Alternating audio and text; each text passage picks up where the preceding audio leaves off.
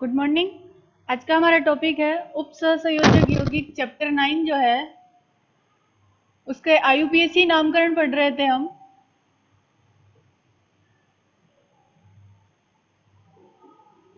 और आईयूपीएसी नामकरण में हम कंटिन्यू करेंगे। फर्स्ट है Cu Br2 H2O NH3। आपके पास एक कोऑर्डिनेशन कंपाउंड दे रखा है और इसका आपको आईयूपीएसी नेम लिखना है। तो फर्स्ट मैंने कहा था आपको कि इस बड़े कोष्टक के अंदर जो भी लिखा होता है वो उसको हम कहते हैं समन्वय मंडल, और इसके बाहर जो लिखा होता है उसे हम कहते हैं आयनिक मंडल। तो यहाँ केवल समन्वय मंडल ही आपको दे रखा है।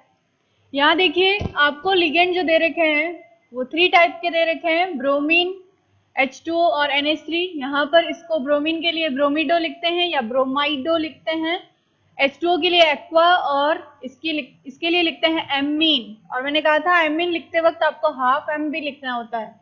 तो यहाँ पर सबसे पहले समन्वय मंडल का नाम लिखते हुए पहले लिगेंड्स के नाम लिखते हैं अल्फाबेटिक ऑर्डर में, और उसके बाद आप क्या लिखते हैं, केंद्रीय धातु आयन का नाम, और उसके बाद उसका ऑक्सीकरण अंक जो है वो मेंशन करते हैं।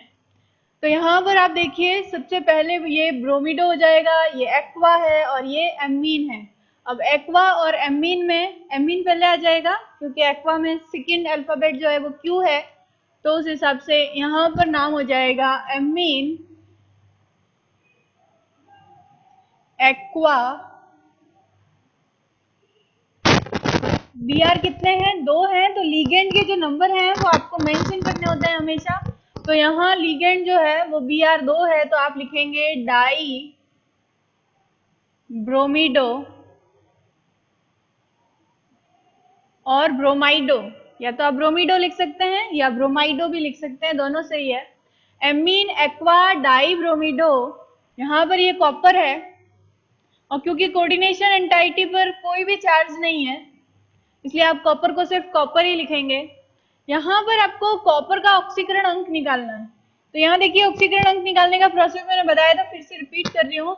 कॉपर जिसका निकालना है उसका x मान लो, ब्रोमीन कितने हैं 2, तो आप लिखिए 2, एक ब्रोमीन पर चार्ज कितना है -1, H2O जो है वो न्यूट्रल लिगेंड है तो 0 हो जाएगा, और प्लस करके आप अमीन भी न्यूट्रल लिगेंड है तो क्या हो जाएगा 0। और क्योंकि इस एंटाइटी पर भी कोई चार्ज नहीं है तो आप यहाँ क्या लिखेंगे 0। तो आपके पास आएगा x - 2 = 0, तो x आएगा प्लस का 2, यानी कि केंद्रीय धातु आयन जो है कॉपर, इस पर चार्ज क्या है प्लस का 2, या इसका ऑक्सीकरण अंक क्या है +2। तो आप क्या लिखेंगे, कॉपर के बाद ब्रैकेट में स्मॉल ब्रैकेट में लिखते हैं रोमन अंकों में इसका ऑक्सीकरण अंक। और याद रखिए जब आप समन्वय मंडल का नाम लिखते हैं तो इन सभी वर्ड्स पर आपको एक ही लाइन ड्रॉ करनी है, उसके बीच में कोई गैप नहीं छोड़ना है। इवन आपको इसके और इसके बीच में भी कोई गैप नहीं छोड़ना है, और यहाँ पर आपको इस तरह से समन्वय मंडल का नाम एक साथ लिखना है।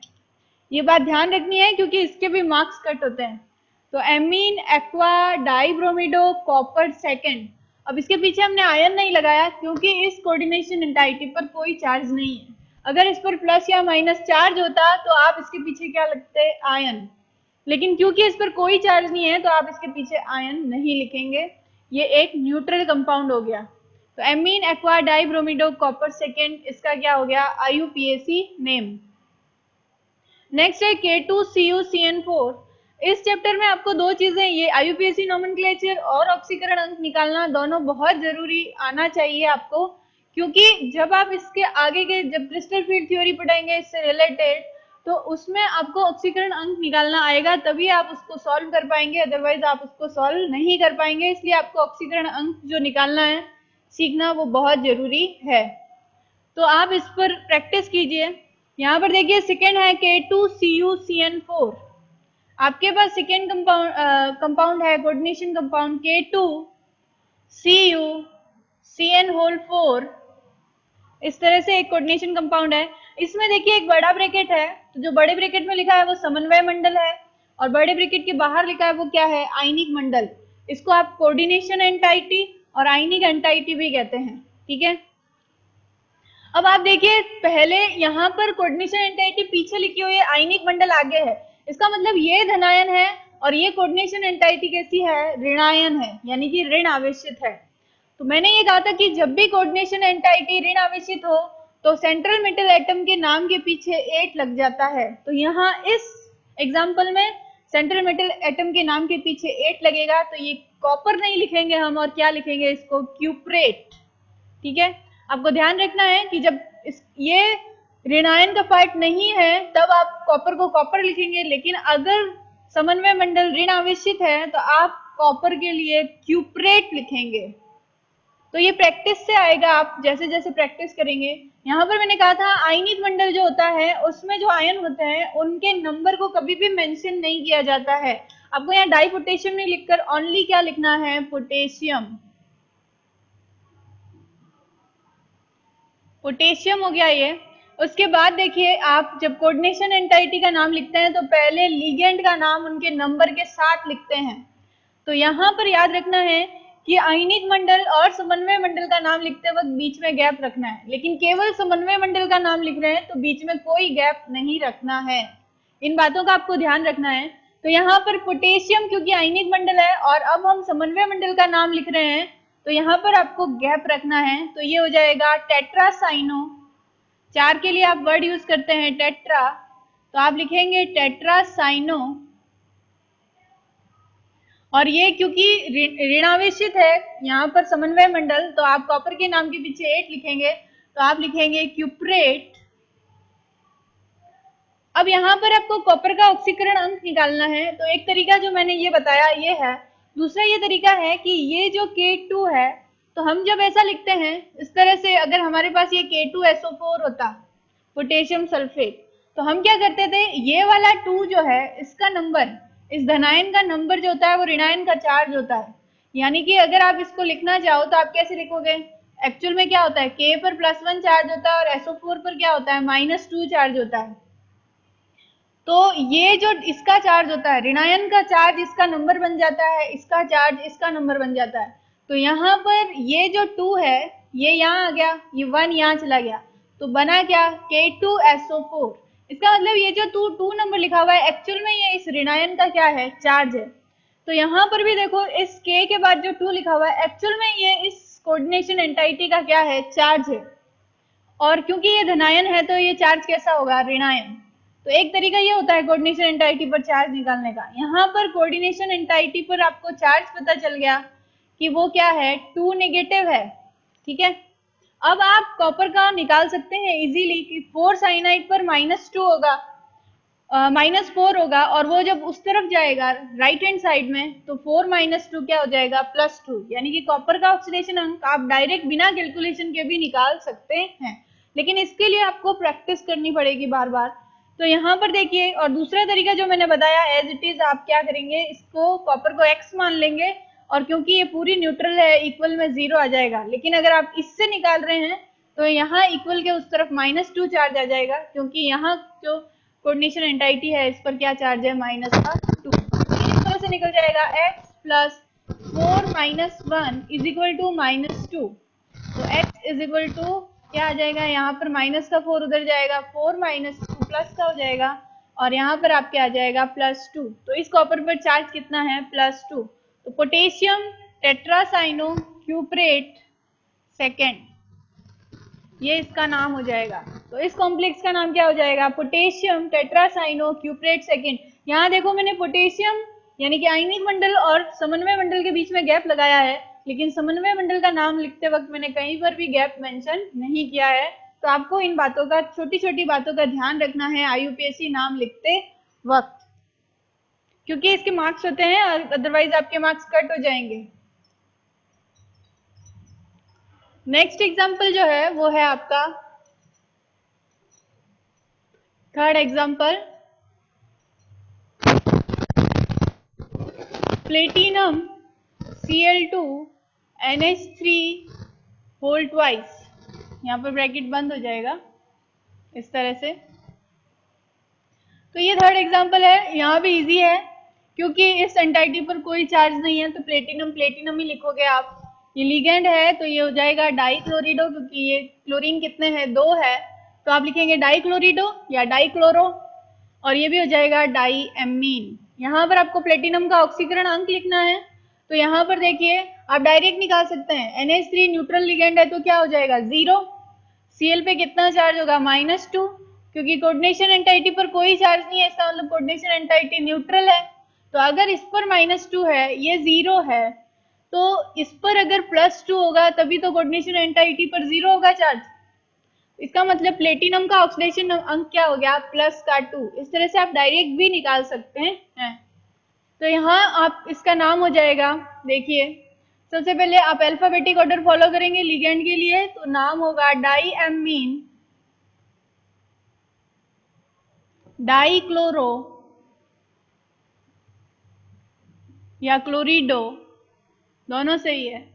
डाईएमीन, डाइक्लोरिडो, प्लेटिनम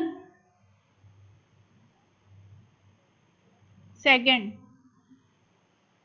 ठीक है, क्योंकि प्लेटिनम का ऑक्सीडेशन अंक +2 है, इसलिए हमने क्या लिखा सेकंड। रोमन अंकों में लिखते हैं छोटे ब्रैकेट में, तो इस तरह से इसका नाम हो जाएगा। नेक्स्ट है फोर्थ, यहाँ पर देखिए K3Fe CN5NO, तो यहाँ पर आप इसका नाम इजीली लिख सकते हैं, ये आयनिक मंडल है और ये क्या है समन्वय मंडल है, तो आप लिखेंगे पोटेशियम। आयनिक मंडल के नंबर कभी भी मेंशन नहीं होते, तो आप लिखेंगे पोटेशियम। आयनिक मंडल और समन्वय मंडल के बीच में गैप रखेंगे। यहाँ पर लिगेंड्स अल्फाबेटिक ऑर्डर में लिखे जाएंगे, तो ये पेंटासाइनो है और ये नाइट्रोसिल है, तो साइनो पेंटा का P नहीं देखना है बल्कि साइनो का C देखना है। तो यहाँ पर साइनो और पेंटा में C पहले आएगा, तो आप क्या लिखेंगे पेंटासाइनो। आपको हमेशा याद रखना है डाई पेंटा इनके अल्फाबेट नहीं देख के लिगेंड के नाम का फर्स्ट लेटर देखना है आपको। तो पोटेशियम पेंटासाइनो नाइट्रोसिल, फिर यहाँ पर अगर ये कोऑर्डिनेशन एंटाइटी जो है वो ऋण आवेशित है तो इसके लिए आप क्या लिखेंगे फेरेट, लेकिन अगर ये ऋणावेशित नहीं होती तो आप इसके लिए लिखते आयरन। ये बातें याद रखनी है आपको, तो यहाँ आप लिखेंगे ferrate. Potassium pentacyano nitrosyl ferrate, ferrate पीछे 8 क्यों लगाया, क्योंकि समन्वय मंडल पर ऋणावेश है। Potassium pentacyano nitrosyl ferrate. अब यहाँ पर इसका ऑक्सीकरण अंक निकालना है आपको, तो यहाँ पोटेशियम 3 है, एक पोटेशियम पर +1 चार्ज होता है, प्लस Fe का आपको निकालना है X, प्लस 5 साइनो है -1 चार्ज होता है, नाइट्रोसिल न्यूट्रल लिगेंड है, इस पर 0 होता है, और इक्वल में क्या आ जाएगा 0। तो यहाँ आ जाएगा आपके 3 + X -5 + 0 = 0। तो यहाँ आ जाएगा x = 5 - 3 = प्लस का 2। तो यहाँ पर आपके आयरन पर चार्ज क्या आ गया प्लस का 2, तो आप यहाँ लिखेंगे सेकेंड। तो IUPAC नेम हुआ इस कंपाउंड का potassium pentacyano nitrosyl ferret second. इसी तरह से आप IUPAC नामकरण को बार बार प्रैक्टिस कीजिए। लास्ट एक 7 में बता देती हूँ, ये वाला इजी है। देखिए यहाँ पर मैंने बताया था कि अगर किसी लिगेंड के नाम में डाई आ जाता है तो उस लिगेंड के नंबर मेंशन करते वक्त आपको डाई नहीं लिख के क्या लिखना है बेस लिखना है। अगर ये संख्या 3 होती तो आप लिखते ट्रेस। तो यहाँ पर देखिए ये इथाइलिन डाइअमीन है, ये एमीन है और ये क्लोरो है। तो पहले ए अल्फाबेट के अकॉर्डिंग पहले एमीन आ जाएगा, उसके बाद में आप लिखेंगे सी क्लोरो और फिर इथाइलिन डाइअमीन। तो यहाँ पर इस तरह से अल्फाबेटिक ऑर्डर फॉलो हो जाएगा। और यहाँ पर आप देखिए 5th का IUPAC नेम हो जाएगा एमीन क्लोरो या क्लोरिडो बिस। इथाइलिन डाइअमीन के नाम में डाई आ रहा है, इसलिए आप इसका नंबर लिखते वक्त डाई नहीं लिखकर क्या लिखेंगे बिस। तो आप लिखेंगे बिस इथाइलिन डाइअमीन। अब आप इथाइलिन डाइअमीन लिखेंगे तब आप कॉम्प्लेक्स लिगेंड के नाम किस में लिखेंगे ब्रैकेट में लिखेंगे, तो इथाइलिन डाई एमीन। यहाँ एमीन नहीं लिखना है, आपको एमीन ही लिखना है, यहाँ डबल एम नहीं करना है आपको। तो बिस तो आपको बाहर लिखना है, लेकिन ब्रैकेट में लिखना है इथाइलिन डाइअमीन। ठीक है, कॉम्प्लेक्स लिगेंड का नाम छोटे ब्रैकेट में लिखा जाता है। तो एमीन क्लोरिडो बिस इथाइलिन डाइअमीन, ये तो हो गए लिगेंड अल्फाबेटिक ऑर्डर में। उसके बाद सेंट्रल मेटल एटम का नाम लिखते हैं। तो यहाँ पर आपके आ जाएगा कोबाल्ट, क्योंकि ये धनायन है, कोऑर्डिनेशन एंटाइटी धन आवेश है। उसके बाद आपको इसका ऑक्सीडेशन नंबर लिखना है, और पीछे क्योंकि ये आयन है इसलिए आपको पीछे क्या लगाना है, आयन। यहाँ देखिए आयन लगाया है क्योंकि ये कोऑर्डिनेशन एंटाइटी पॉजिटिवली चार्ज्ड है। ठीक है, ये कॉम्प्लेक्स न्यूट्रल नहीं है, आयन है, इसलिए आपने पीछे क्या लगाया, आयन। तो इस तरह से आपको आईयूपीएसी नामकरण करना है। यहाँ कोबाल्ट का ऑक्सीकरण अंक चेक करो क्या होगा, X, कोबाल्ट का X प्लस Cl पे -1 चार्ज, इथाइलिन डाइअमीन एक न्यूट्रल लिगेंड है, एमीन भी एक न्यूट्रल लिगेंड है, इक्वल में प्लस का 2 हो गया। तो X इज इक्वल टू हो जाएगा 2 + 1 इज इक्वल टू 3। तो यहाँ कोबाल्ट पर चार्ज क्या आया, 3, मतलब थर्ड। तो नाम हो जाएगा एमीन क्लोरिडो बिस इथाइलिन डाइअमीन कोबाल्ट थर्ड आयन। ये फिफ्थ का आईयूपीएसी नेम हो जाएगा। अगर आपको सिक्स्थ कंपाउंड का नेम लिखना है तो यहाँ देखिए, ये पोटेशियम और इसके बाद कोऑर्डिनेशन एंटाइटी जो है, अगर ये धनायन है तो कोऑर्डिनेशन एंटाइटी अगर पीछे लिखी हो आयनिक मंडल के, तो इसका मतलब ये नेगेटिवली चार्ज्ड है। अब आपको क्या लिखना है यहाँ पर, ऑक्सो और फ्लोरिडो। तो यहाँ पर पहले क्या आ जाएगा, एफ आ जाएगा, और उसके बाद ये ऑक्सो लिखा जाएगा। तो आप लिखेंगे, क्योंकि फ्लोरीन कितने हैं, 4, लिगेंड के नंबर हमेशा मेंशन किए जाते हैं, 4 के लिए ये हो जाएगा टेट्रा फ्लोरिडो ऑक्सो। ठीक है, तो आप क्या लिखेंगे यहाँ पर, पोटेशियम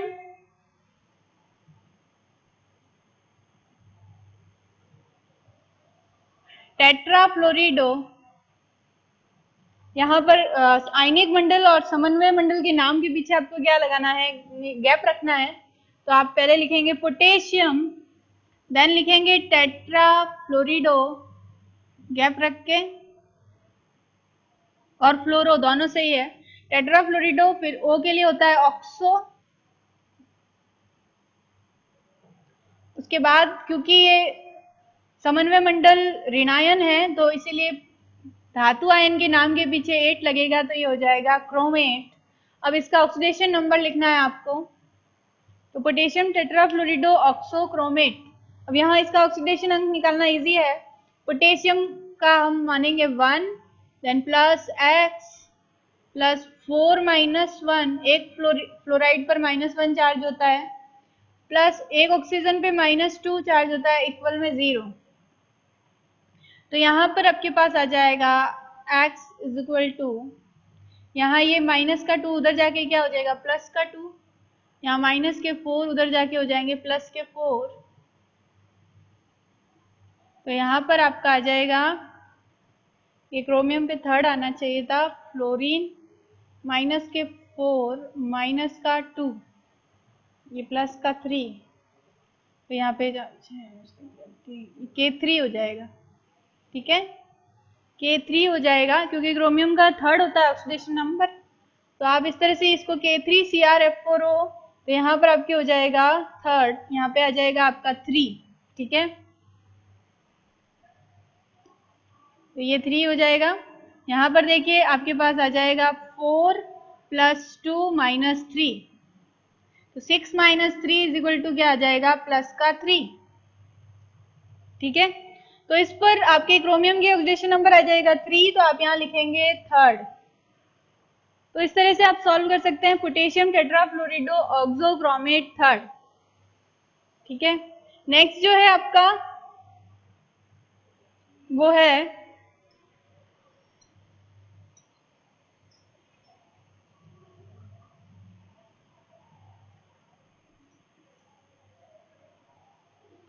एक ऐसा कॉम्प्लेक्स यहाँ दे रखा है जहां पर यहाँ OH जो है वो सेतु लिगेंड है, ब्रिज लिगेंड कहते हैं इसको, या सेतु लिगेंड।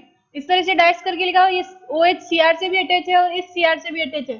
तो इस तरह के लिगेंड को क्या कहते हैं, ब्रिज लिगेंड कहते हैं। और ब्रिज लिगेंड का नाम लिखते वक्त आपको म्यू लिखना होता है, और प्लस इसका थोड़ा सा चेंज है इसको लिखने का, इसका आईयूपीएसी नेम लिखने का तरीका देखो, NH3 होल 5 Cr, फिर OH, फिर Cr NH3 और ये समन्वय मंडल हो गया, बाहर है Cl5। अब इसका ऑक्सीडेशन नंबर निकालने का तरीका जो है वो इस तरह से है कि आप Cr2 है तो आप लिख लीजिए 2x, ठीक है। कोऑर्डिनेशन एंटाइटी के चार्ज लिख रही हूँ पहले मैं। उसके बाद आपको पता है OH पर क्या चार्ज होता है, -1, और एमीन एक न्यूट्रल लिगेंड है तो उसका कोई चार्ज ही नहीं होगा। यहाँ पर देखिए क्लोरीन कितने हैं, 5 है, और एक क्लोरीन पे -1 चार्ज होता है क्लोराइड पर, और इक्वल में क्योंकि ये पूरा कॉम्प्लेक्स कैसा है, न्यूट्रल है, तो इक्वल में क्या आ जाएगा, 0। तो इस तरह से इसका ऑक्सीकरण अंक निकालते हैं। 2x इज इक्वल टू हो जाएगा, ये माइनस का 5 उधर जाकर प्लस का 5 हो जाएगा, माइनस का 1 उधर जाकर क्या हो जाएगा, प्लस का 1 इज इक्वल टू आपके पास आएगा 6, और 2x इज इक्वल टू 6 आया तो x is equal to 6/2 is equal to 3। तो क्रोमियम पर जनरली चार्ज 3 आता है। फिर ये क्योंकि पॉजिटिवली चार्ज है और नेगेटिव यहाँ आयनिक मंडल पीछे लिखा हुआ है, इसका मतलब कोऑर्डिनेशन एंटाइटी यानी समन्वय मंडल पर धन आवेश है, तो यहाँ क्रोमियम को आप क्रोमियम ही लिखेंगे।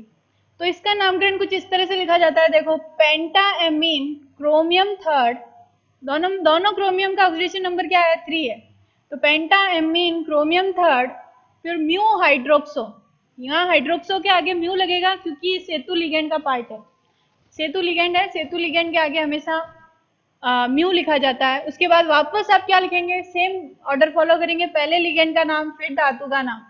तो पेंटाएमीन chromium third mu hydroxo पेंटाएमीन chromium third chloride, यहाँ पेंटाक्लोराइड नहीं लिखेंगे क्योंकि आयनिक मंडल के नंबर कभी भी मेंशन किए नहीं जाते हैं। तो इस कॉम्प्लेक्स का नाम होगा पेंटाएमीन क्रोमियम थर्ड, फिर सेतु लिगेंड है तो म्यू हाइड्रोक्सो